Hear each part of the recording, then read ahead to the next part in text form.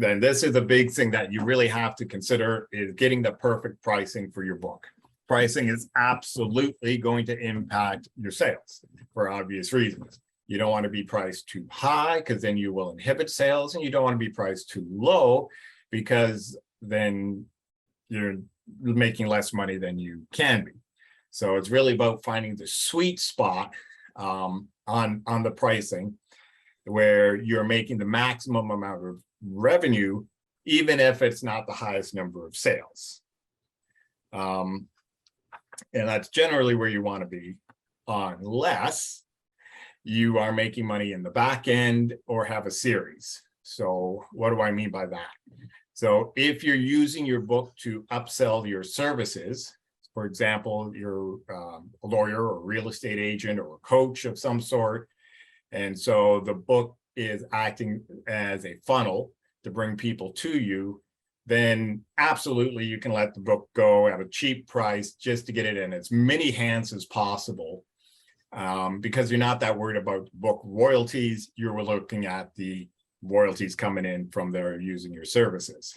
Similarly, if you have a series of books, the first book can be priced quite low just to bring in new readers, because you will be making the money back when they buy the other books in the series. But otherwise, if you just have one book, you're really going to be looking to get that sweet spot. And the good news is pricing is one of the easiest things to change. And you can just go in and change the pricing anytime you want and play around with it and just find the price that works best for you. But how do you find a price to begin with? So again, generally, compare to similar books. So find what are the other books in the genre that you're doing that are comparable to yours, and put your price a little lower than theirs. So maybe $1 lower than what they're charging. Why do I say lower? Because at this point, you probably have no credentials, right? You're not an established author. You don't have some previous books out. You don't have any awards yet. You're an unknown. So in order to get people to take a chance on your book, you're going to need to price it a little bit lower, because people are just kind of conservative. If they can buy your book for $5 or this book from an author that they know, they'll buy the book from the author that they know, right? Why would they buy yours? It could be good, but they'll, lean towards what they already know. So you generally need to price your book a little bit lower to encourage people to take a chance and try you out. Ebooks are typically significantly cheaper than print, but even at half the cost of the print books, they can generate higher revenue than your print book. And there's a couple of reasons for that. One, because with a print book, print costs are coming out, and on Amazon, you only get 60% of the print royalties. You get 70% of the ebook royalty. So, don't be afraid to price the ebook lower, even significantly lower, because you will, if you price it right, still be making equal or more than you will from the print book at a higher cost. Audiobooks are even worse. Amazon only gives you 40% royalties on an audiobook, and since they have a stranglehold on that market, there's really little we can do about it. Don't get me started on that, but that's how it is. And this is also why when you go onto Amazon, audiobooks are always so expensive. You'll notice that they're typically in the high teens. And that's because the royalty is so low that everybody has to price them higher in order to make any kind of decent money off of them, which is really kind of unfair to the consumer, but I'm not going to say anymore. Hardcover books, if you're looking to do a hardcover books, you're going to have to print them significantly higher. And this is mainly because the print cost for a hardcover book is significantly more than a paperback book, even if it's otherwise identical. So expect to pay, price your hardcover book like at least $5 more than the paperback. And even at that, you will probably make more money from the paperback than the hardcover. As I mentioned before, you can easily raise and lower your book's price at any time. So you can experiment with pricing and find what price point works for you the best. Amazon's, will make a recommendation for you, and they typically recommend like $2.99 for an ebook. And based on your print cost, they'll make a recommendation on the print book. Their prices are generally very low because they want to sell as many books as possible, but that's not necessarily in your best interest. So as I mentioned, look at what your competitors are doing and use that as a good gauge of where you should be. If your book sales are low, try dropping the price and see if that helps to generate more sales. If your sales are strong, try raising your price.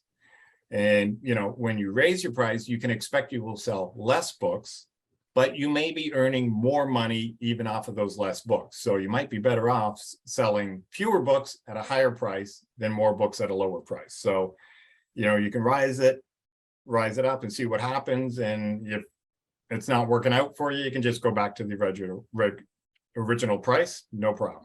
Easy peasy. Does Amazon set any parameters in terms of raising or lowering? Or do they give? There's no restrictions. No restrictions. No restrictions. You're free to go in and change your price pretty much as you want. Okay. Now, when it comes to ebooks, Amazon does artificially limit what you can price the book at. And they do this by giving you a 70% royalty on book sales, but only if your book is between $2.99 and $9.99. If you go below $2.99 or make it $10 or more, you only get 35%. So that's a substantial cut. So if you were looking to put your ebook at $20 because it's a workbook and it's really worth it, you just have to deal with the reality that you will make less money. Or it was 30%, they just went up to 35. So at 20, you will make the same money as a $9.99 book that you're getting 70% off, except you will only have a fraction of the sales at $19.99 than you would at $9.99. So unless you're purely, pricing at that higher price as a principal, Stan, put it at $9.99 because you're going to make the same amount of money per book sold, but sell at least twice as much. As I mentioned, it's a bit of kind of Amazon's pretty much forcing you to be in that price range, $2.99 to $9.99 with a ebook. And typically most ebooks you're going to find are around $4.99, $5.99 are very standard ebook pricing. Now, that's not necessarily the case if you go off Amazon. If you go on to other online bookstores, you can pretty much price it whatever you want, and you're going to get the same royalty rate. But since Amazon is going to represent 80 to 98% of all of your book sales, and you probably want to be consistent across all book fronts, you're still kind of stuck dealing with that $2.99 to $9.99. Now, you're probably going to be selling your book across in different formats. So what I would recommend is price it so that you're making the same revenue regardless of which format the person is buying it in. So for example, let's say you got a print book and your printing cost is $3 and you're selling the book for $14.99.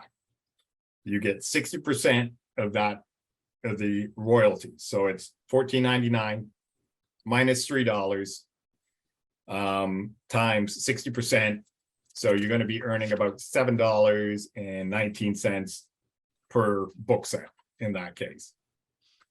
So then you'd want to price your ebook at $9.99.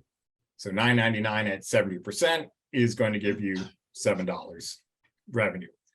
Now, if you have an audiobook, you'd price it at $17.99 because $17.99 times 40% is $7.20. So no matter what format somebody ends up buying it in, you're making the same amount of money, give or take. So that's a good place to start. But again, you can, price the ebook a little bit lower if you want to attract more budget conscious customers. That's up to you. But that's a good way to start. It's just an example. You can see, they've got Kindles, audiobooks. Audiobooks often show up as 0 because they're trying to get you to buy into their plan. If you don't, you see here it's $17.99. Hardcover, paperback, and so different versions. As you can see, the hardcover is significantly more than the paperback. And that's again because print cost for a hardcover is substantially higher than a paperback.